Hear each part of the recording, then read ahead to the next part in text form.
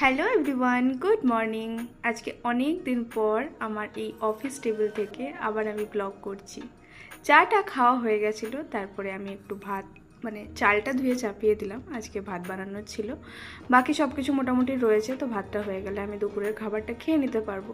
তো ভাতটা চাপানোর পরে আমি করে নিলাম ব্রেকফাস্ট। আর ব্রেকফাস্টে আমি অ্যাজ ইউজুয়াল মুড়ি খাই, তোমরা যেমনটা জানো। তারপর অফিসের বেশ কয়েকটা কাজকে কমপ্লিট করে স্নানটা করে নিলাম। আর যেমনটা আমি বলেছিলাম ভাতটা শুধু বানাবো, বাকি সমস্ত কিছু আজকে দুপুরের খাবারের জন্য রয়েছে, যাকে বলে পঞ্চব্যঞ্জন, সেগুলোই আমাকে দিয়ে পাঠিয়েছিল প্রিয়া। আর এগুলো দিয়েই আমি আজকে সুন্দরভাবে একটা দুপুরের লাঞ্চ করলাম। সন্ধ্যেবেলা আমার বাচ্চারা প্রচণ্ড এক্সাইটমেন্ট, দেখতেই পাচ্ছ, লেজ ঘুরিয়ে ঘুরিয়ে ও নিজের পাপার জন্য ওয়েট করছিল। আর পাপা তো চলে এসছে, এরপর আর ওকে রাখে কে।